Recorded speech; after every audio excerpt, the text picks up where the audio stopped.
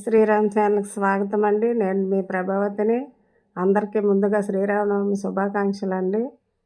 శ్రీరామనవమి ప్రసాదాలు చేస్తూ మీ ముందుకు వచ్చానండి. ముందుగా కావాల్సిన పదార్థాలు చూడండి. సలివిడి చేస్తున్నా సాఫ్ట్గా బియ్యం నానబెట్టి తడి పిండి తీసుకున్నానండి. నెయ్యి, కొబ్బరి, యాలకల పొడి. ముందుగా స్టవ్ ముట్టించుకొని కొంచెం నెయ్యి వేసుకోండి. నెయ్యి వేసుకున్నాక కొబ్బరి వేపుకోండి. మంచిగా గోల్డ్ కలర్ వచ్చే వరకు కొబ్బరి వేపి తీయండి. బియ్యం ఒక 6 గంటల పాటు నానబెట్టుకోండి. నానబెట్టి తడి బట్ట మీద వేసుకుంటే పొడి బట్ట మీద ఆరిపోయాక మిక్సీలో వేసుకొని జల్లించుకోండి. తడి బియ్యం అవ్వండి. నేను కొట్టి పెట్టాను. మీరు కూడా నానేసి తీసుకోండి, సాఫ్ట్గా ఉంటుంది. కొబ్బరి తీసేసాక బెల్లం వేసుకోండి.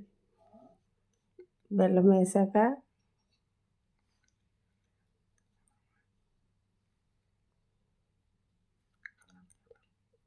ఇప్పుడు బెల్లం వేసుకోండి. కప్పు బియ్యం తీసుకోండి, అరకప్పు బెల్లం వేసాను. కొంచెం నీళ్ళు వేసుకోండి.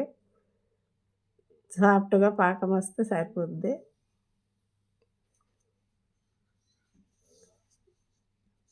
తడిపిండితో సలివిడి చేస్తే తినడానికి నచ్చరు కదండి పిల్లలు. అందుకే మేము ఇలాగ చేస్తాము.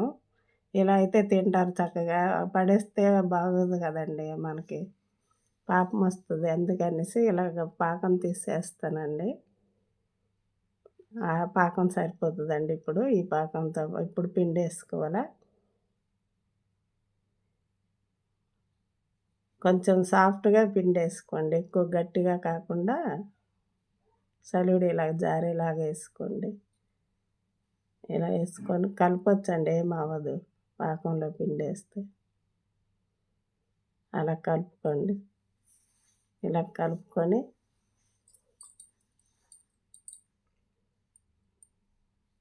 ఇలా చాలండి.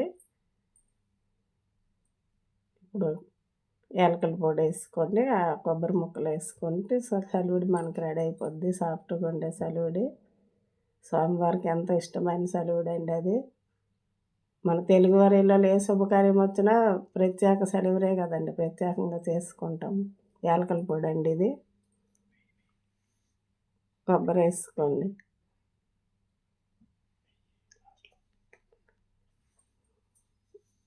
కొబ్బరి వేసుకున్నాక ఒక స్పూన్ నెయ్యి వేయండి. నెయ్యి వేసుకొని పక్కకు తీసుకోండి. ప్రసాదం రెడీ అయిపోయింది. ఎంతో ఇష్టమైన శ్రీరాముడికి. మన పెళ్ళిళ్ళలో ముందుగా చేసేది సలివిడే కదండి. అలాగే రాముల వారికి ఇప్పుడు పానకం కలుపుతాను చూడండి. ఒక గిన్నెలో నీళ్ళు తీసుకోండి. నీళ్ళతో బెల్లం వేయండి. సొంటి పొడి, మిరియాల పొడి, కొంచెం యాలకల పొడి అండి, చిన్న పచ్చకర్పూరం.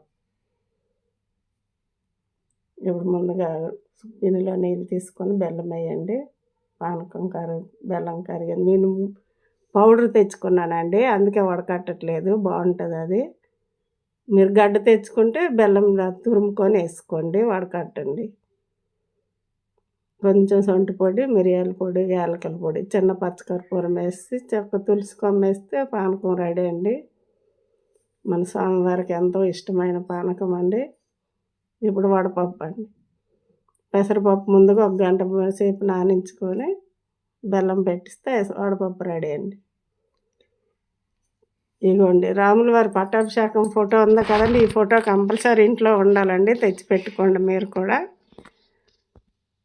స్వామివారికి ఎంత ఇష్టమైన ప్రసాదాలు చూడండి. ఎంత ఈజీగా 6 గంటలో చేసుకోవచ్చండి. మీరు కూడా పూజ చేసుకోండి చక్కగా. ఈ రాముల వారి పట్టాభిషేకం ఫోటో మాత్రం తెచ్చి పెట్టుకోండి, అది ఇంట్లో ఉండాలండి, చాలా మంచిది. జై